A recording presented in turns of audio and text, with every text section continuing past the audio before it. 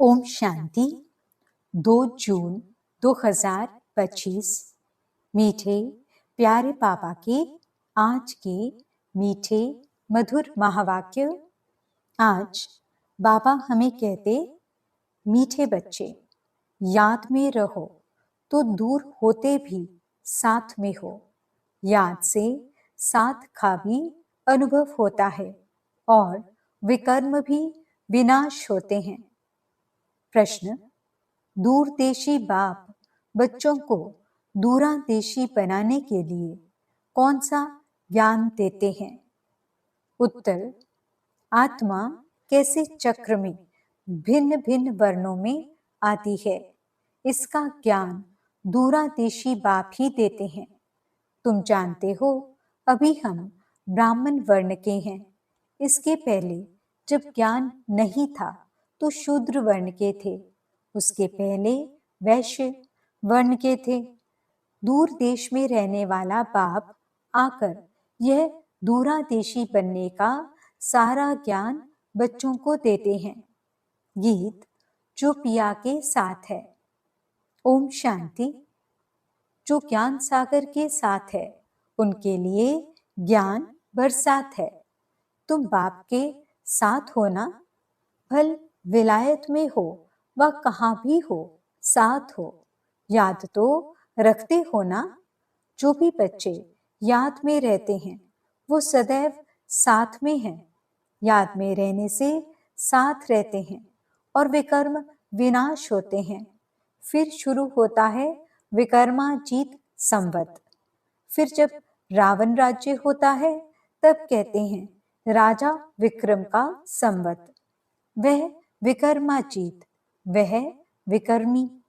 अभी तुम विकर्माजीत बन रहे हो, फिर तुम विकर्मी बन जाएंगे। इस समय सभी अति विकर्मी हैं, किसको भी अपने धर्म का पता नहीं है। आज बाबा एक छोटा सा प्रश्न पूछते हैं। सतयुग में देवताएं यह जानते हैं कि हम आदि सनातन देवी देवता धर्म के हैं। जैसे तुम समझते हो हम हिंदू धर्म के हैं, कोई कहेंगे हम क्रिश्चियन धर्म के हैं।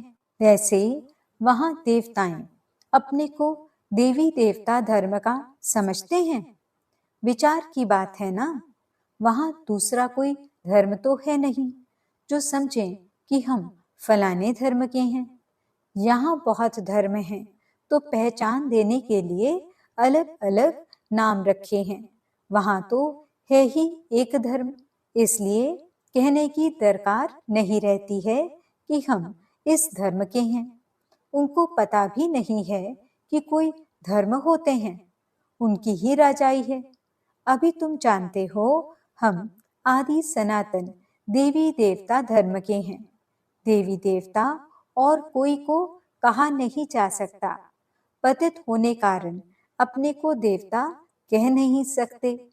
पवित्र को ही देवता कहा जाता है। वहां ऐसी कोई बात होती नहीं, कोई से भेंट नहीं की जा सकती। अभी तुम संगम युग पर हो।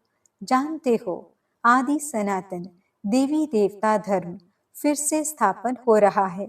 वहां तो धर्म की बात ही नहीं है ही एक धर्म। यह भी बच्चों को समझाया है। यह जो कहते हैं महाप्रलय होती है अर्थात कुछ भी नहीं रहता, यह भी रॉन्ग हो जाता है। बाप बैठ समझाते हैं राइट क्या है। शास्त्रों में तो जलमय दिखा दी है। बाप समझाते हैं सिवाय भारत के बाकी जलमय हो जाती है। इतनी बड़ी सृष्टि क्या करेंगे। एक भारत में ही देखो कितने गांव हैं। पहले जंगल होता है, फिर उनसे वृद्धि होती जाती है। वहां तो सिर्फ तुम आदि सनातन देवी देवता धर्म के ही रहते हो। यह तुम ब्राह्मणों की बुद्धि में बाबा धारणा करा रहे हैं। अभी तुम जानते हो ऊंचते ऊंच शिव बाबा कौन है, उनकी पूजा क्यों की जाती है, अक आदि के फूल क्यों चढ़ाते हैं। वह तो निराकार है ना। कहते हैं नाम रूप से न्यारा है। परंतु नाम रूप से न्यारी कोई चीज तो होती नहीं। तब क्या है जिसको फूल आदि चढ़ाते हैं? पहले पहले पूजा उनकी होती है, मंदिर भी उनके बनते हैं, क्योंकि भारत की और सारी दुनिया के बच्चों की सर्विस करते हैं। मनुष्यों की ही सर्विस की जाती है ना। इस समय तुम अपने को देवी देवता धर्म के नहीं कहला सकते। तुमको पता भी नहीं था कि हम देवी देवता थे, फिर अभी बन रहे हैं। अभी बाप समझा रहे हैं तो समझना चाहिए। यह नॉलेज सिवाय बाप के कोई दे न सके। उनको ही कहते हैं ज्ञान का सागर, नॉलेजफुल। गाया हुआ है रचता और रचना को ऋषि मुनि आदि कोई भी नहीं जानते, नेति नेति करते गए हैं।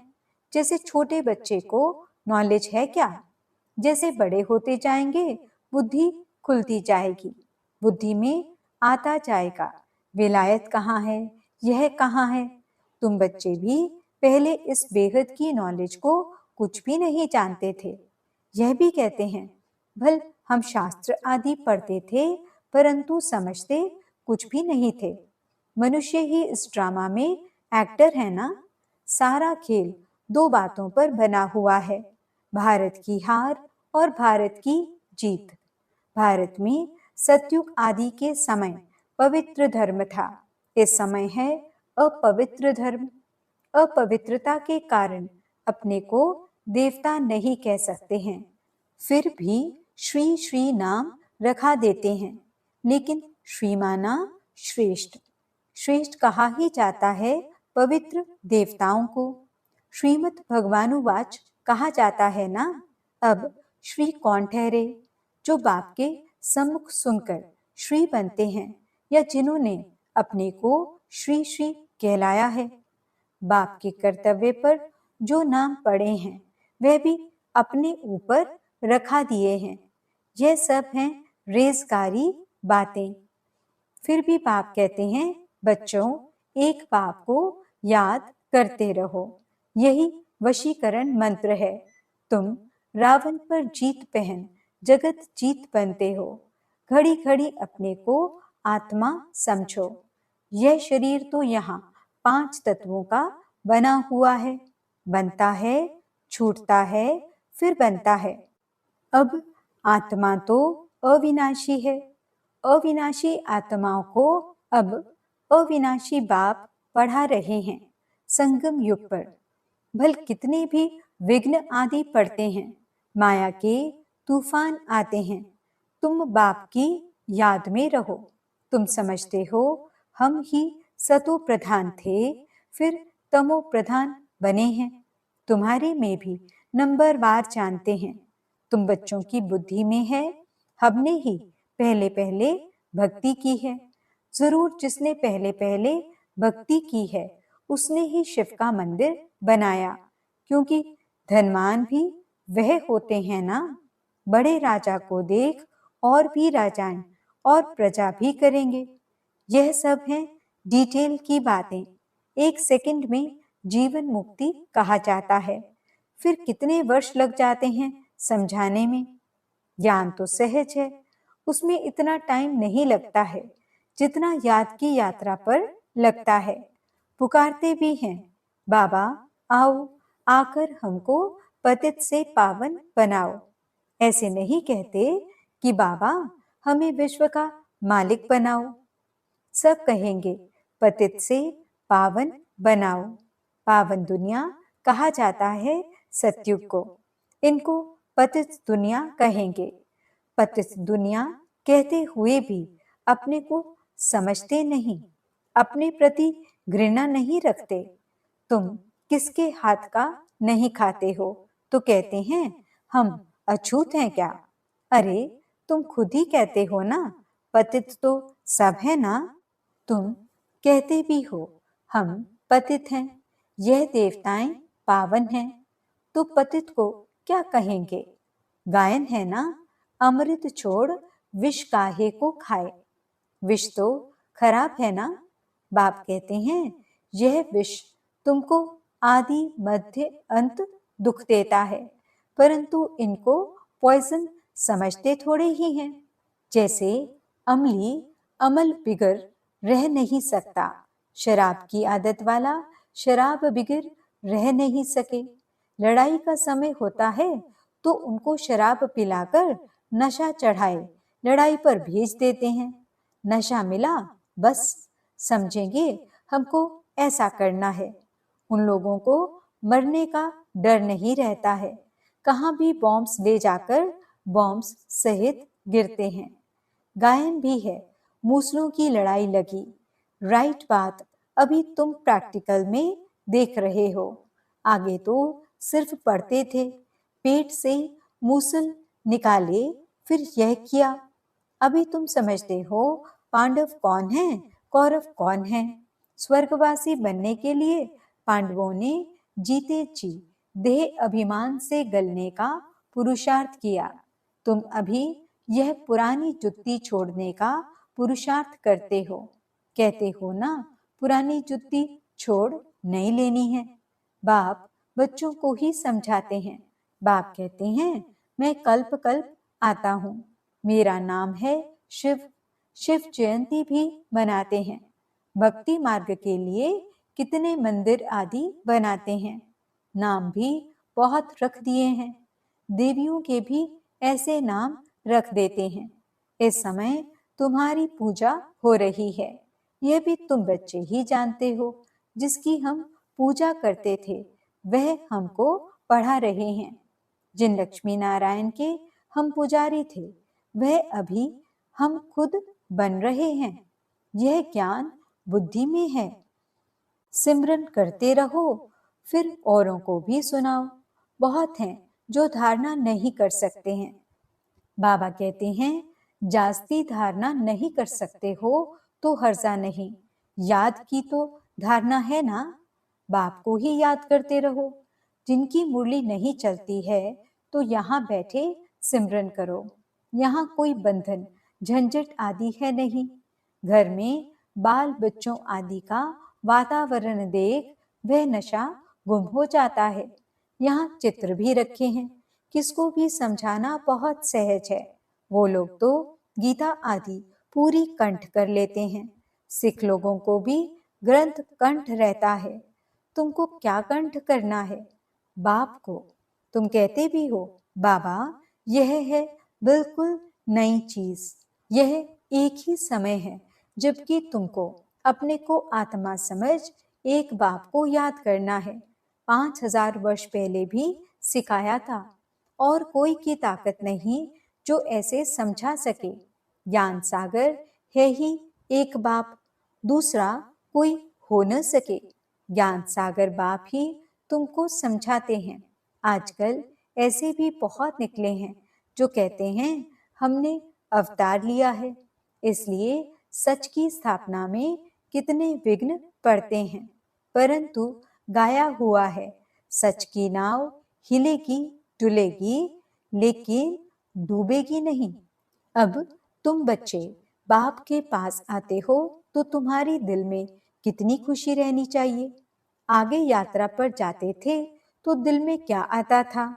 अभी घर बार छोड़ यहाँ आते हो तो क्या ख्यालात आते हैं? हम बाप दादा के पास जाते हैं। बाप ने यह भी समझाया है, मुझे सिर्फ शिव बाबा कहते हैं। जिसमें प्रवेश किया है वह है ब्रह्मा। बिरादरियां होती है ना, पहली पहली बिरादरी ब्राह्मणों की है, फिर देवताओं की बिरादरी हो जाती है। अभी दूरदेशी बाप बच्चों को दूरादेशी बनाते हैं। तुम जानते हो आत्मा कैसे सारे चक्र में भिन्न भिन्न वर्णों में आई है। इसका ज्ञान दूरादेशी बाप ही देते हैं। तुम विचार करेंगे अभी हम ब्राह्मण वर्ण के हैं। इसके पहले जब ज्ञान नहीं था तो शूद्र वर्ण के थे। हमारा है ग्रेट ग्रेट ग्रैंडफादर, ग्रेट शूद्र, ग्रेट वैश्य, ग्रेट क्षत्रिय, उनके पहले ग्रेट ब्राह्मण थे। अब ये बातें सिवाय बाप के और कोई समझा न सके। इनको कहा जाता है दूरांदेश का ज्ञान। दूर देश में रहने वाला बाप आकर दूर देश का सारा ज्ञान देते हैं बच्चों को। तुम जानते हो हमारा बाबा दूर देश से इसमें आते हैं। यह पराया देश, पराया राज्य है। शिव बाबा को अपना शरीर नहीं है और वह है ज्ञान का सागर। स्वर्ग का राज्य भी उनको देना है। श्री कृष्ण थोड़े ही देंगे, शिव बाबा ही देगा। श्री कृष्ण को बाबा नहीं कहेंगे, बाप राज्य देते हैं। बाप से ही वर्षा मिलता है। अभी हद के वर्षे सब पूरे होते हैं।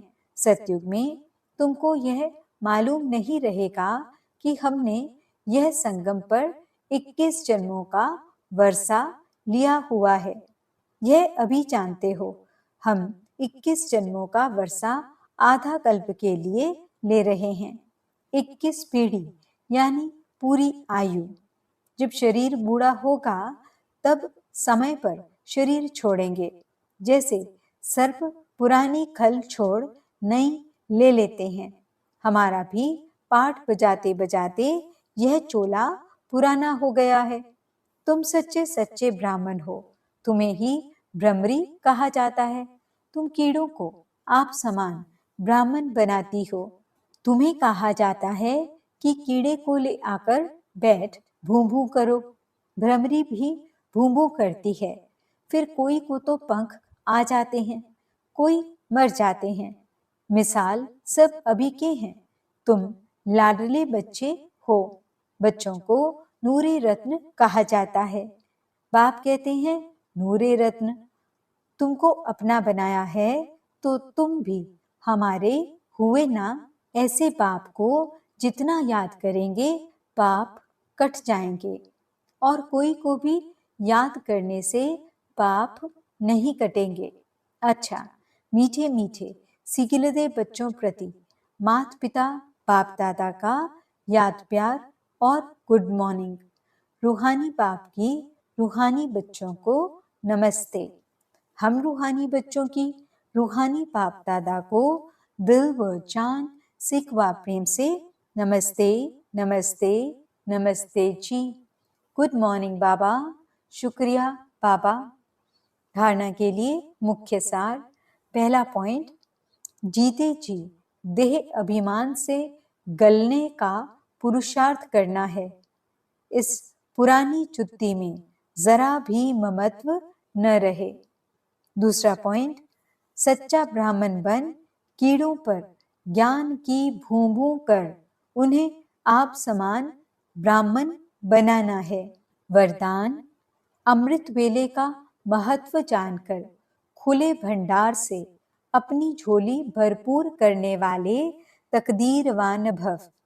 अमृत वेले वरदाता भाग्य विधाता से जो तकदीर की रेखा खिंचवाने चाहो खिंचवा लो, क्योंकि उस समय भोले भगवान के रूप में लवफुल हैं।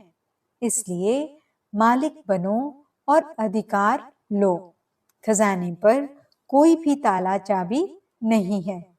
उस समय सिर्फ माया के बहानेबाजी को छोड़ एक संकल्प करो कि जो भी हूं, जैसी भी हूं, आपकी हूं। मन बुद्धि बाप के हवाले कर तख्त नशीन बन जाओ तो बाप के सर्व खजाने अपने खजाने अनुभव होंगे। स्लोगन, सेवा में यदि स्वार्थ मिक्स है तो सफलता भी मिक्स हो जाएगी। इसलिए निस्वार्थ सेवाधारी बनो। अव्यक्त इशारे, आत्मिक स्थिति में रहने का अभ्यास करो। अंतर्मुखी बनो।